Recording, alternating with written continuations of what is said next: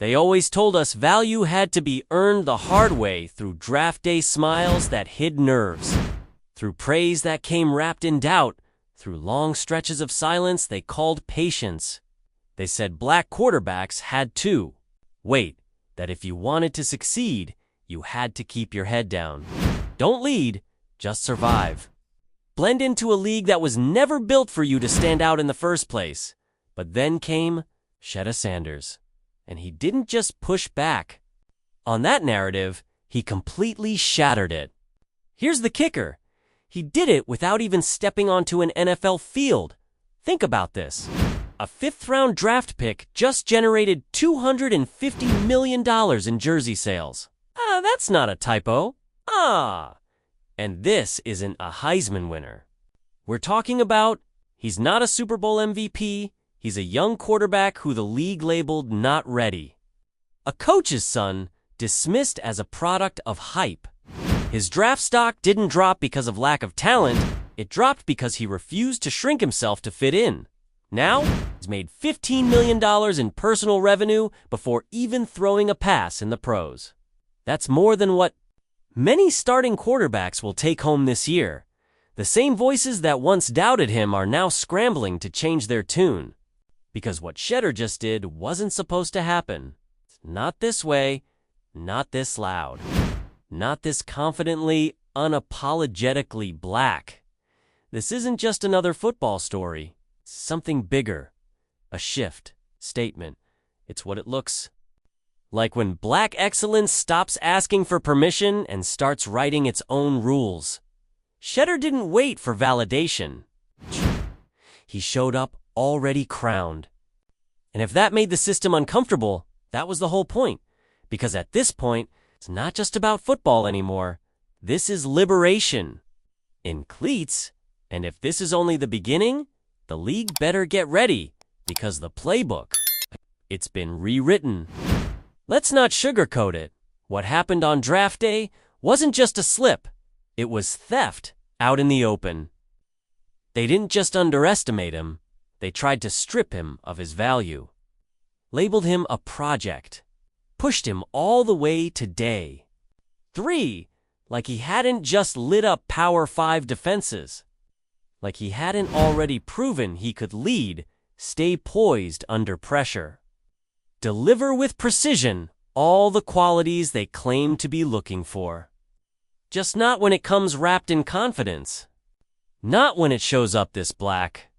Because the moment Shedeur Sanders walked in, branded.com and unapologetically himself, he stopped being a prospect. He became a threat. A disruption to the system, to their comfort zone, to their formula, and despite all the noise, the smears, a doubt, Shedeur flipped the narrative with one number, 250 million. That's how much his jersey sold before he even played a preseason snap. 15 million in personal earnings before he even found his place on a depth chart. For context, that's more than some Pro Bowl quarterbacks will take home this year. That's not hype. That's power. That's cultural force. It didn't come from a PR campaign. It didn't come from some media-crafted machine. It came from the people. People who see themselves in Shedeur not just as a quarterback, but as a symbol, a mirror, a movement. This story, it's not about the Browns anymore. It's not even just about football, because fans aren't just buying a jersey, they're buying belief.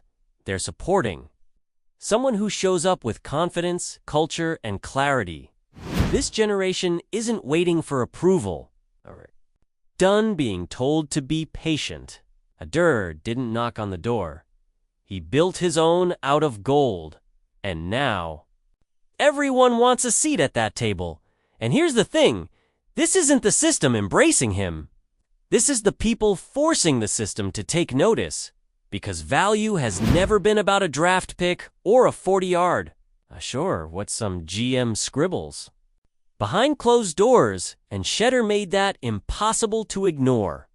Remember when the Browns dropped his jersey before training camp even started? They called it a gimmick, laughed that he hadn't even thrown a pass, said he hadn't earned it. But while the critics rolled their eyes, the people moved. And they moved hard. The site crashed. It felt like a sneaker drop, not a rookie jersey. In just a few days, he outsold the top rookie jerseys of the last 3 years combined. That's not media spin. That's demand. It's been building for a long time. The NFL missed the truth. This was never about the Browns. It was always about Shedeur. Fans didn't wait for ESPN to greenlight the hype. They just needed a link. And when it went live, they showed up in force. Because this kind of impact, it doesn't come from nepotism. It doesn't come from flash. It comes from connection. People feel him, see him, believe in him. It's not just as a player, as a movement. And if you're still here watching, drop "I've made it this far" in the comments. You'll be automatically entered in our Shedeur Sanders jersey giveaway on August 21st. This is the Huddle HQ, and we're just getting started because here's the truth. When you don't conform, they call you arrogant, a distraction. The oldest script in the league, but Shedeur. He ripped it in half and smiled right through the camera. "I'm still going to shine," he said. He wears his chains and quotes scripture. He knows exactly who he is, and he's not asking for permission. That's the part they can't handle. And that's why so many, especially young black men, are drawn to him. Because this time, they're not seeing someone told to shrink or quiet down. They're seeing someone celebrated for being exactly who he is. This isn't just a sports story. This is about image, ownership, identity, taking the pen and writing your own story. Shedeur's not just selling jerseys, he's selling confidence. He's moving culture. And the message he's sending to black youth across the country is this: you don't need to dim your light. You don't need to fold to fit in. Stand tall, speak loud, be you, and make the world adjust. That's what shakes the system the most. Because the last thing they want is a generation of athletes who know their worth before the ink dries on the contract. But now they can't deny it. Cities are rocking number 12, even if they couldn't find Cleveland on a map. So what did the establishment do? Exactly what they always do when someone gets too bold, too free. They try to contain it, dilute it, dismiss it. Oh, he's just a brand guy, they say. But here's what they miss when the people crown you. It doesn't matter where you were picked. Shedeur already won. Let's see him prove it on the field. That's the fallback, the old test. But strip away the corporate buzzwords and what you really hear is, he wasn't supposed to be this big. Not yet. Not like this. Because when a white rookie moves merch, it's business. It's buzz. But when Shedeur does, suddenly it's dangerous. What they mean is, he got too powerful without their permission. And we've seen this before. Black quarterbacks who lead boldly get picked apart, not just for how they play, but how they exist. Kaepernick, Cam, Lamar. It's a pattern, but Shedeur. He didn't just reject the mold. He never even stepped near it. He knew early what many athletes learn too late. If you don't tell your own story, someone else will, and they'll tell it wrong. So he picked up the mic, turned on the camera, said, "I've got this." And here's what's wild. He didn't yell. He didn't brag. He showed up calm, sharp, calculated, no gimmicks, no clout chasing, just certainty. Just presence. And that's what shook them. Because Shedeur didn't wait for the NFL spotlight. His audience was already locked in. He didn't need a network to co-sign him. He didn't need a logo to give him a brand. He was one the moment he walked in, and that has the league scrambling. Because when the media can't shape the narrative, the power shifts. And with Shedeur, that shift just became an earthquake. Quiet. As they try to keep it, The NFL is in reaction mode. This wasn't part of the plan. A fifth-round pick wasn't supposed to own headlines, move product, or change the game before preseason. But he did. And now, they're trying to catch up. The Browns' PR team had to move fast. They had to pivot because this wasn't normal. This was disruption. This was revolution. And it's not just Cleveland. League execs are holding meetings trying to decode the moment. But here's the truth. You can't coach charisma. You can't teach authenticity. You can't fake cultural impact. And Shedeur, it's got all of it. What makes him different is control, ownership, vision. He didn't hand off his story to some polished agency. He told it himself. And people listened. And that terrifies a system built on the idea that rookies are supposed to be blank slates, molded, managed, muted, but Shedeur walked in fully formed, fully self-aware, fully undeniable. And now the NFL is learning fast. The future doesn't belong to the player you can shape into a star. It belongs to the one who already walks in like one. Let's clear it up right now. This isn't just about Ohio. Half the people repping number 12 probably couldn't even point to Cleveland on a map, because this isn't about team loyalty. It's about belief. From Brooklyn to Birmingham. From Oakland to Orlando, people are rocking that jersey, not for the team, but for the symbol it represents. You see it online, kids copying his walk, men in barbershops breaking down his mindset, high school QBs adjusting their sleeves like they're about to walk into Boulder. This isn't just FANDOM. This is a cultural moment. It's generational. It's emotional. It's transformational. And above all, it's ours. Because Shedeur isn't just playing football, he's shifting what it means to be great and visible and black without apology. And here's the twist. The Browns. They're just along for the ride. Their metrics are soaring. Their national attention's never been higher. But the engine? It's not the team. It's the Shedeur effect, and the league's trying to bottle it. It's trying to figure it out. But they won't. Not until they understand why it happened in the first place. For years. The NFL sold one message. Team above all. Logos over players, and players replaceable. But Shedeur cracked that wide open. And now, the whole foundation's shaking. Because the player-first era. It's here, and Shedeur Sanders. He's not just part of it. He's the blueprint. Look at the NBA. LeBron, Steph, Giannis. These guys didn't just play the game. They owned it.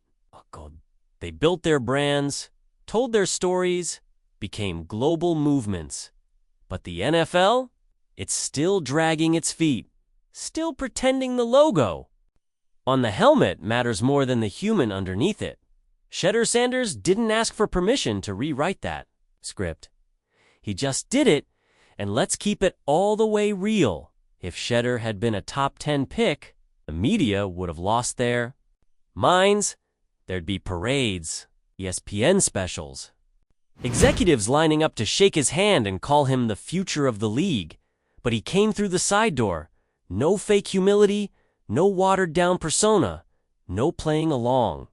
And worse, he did all of that while being excellent, confident, and unapologetically black.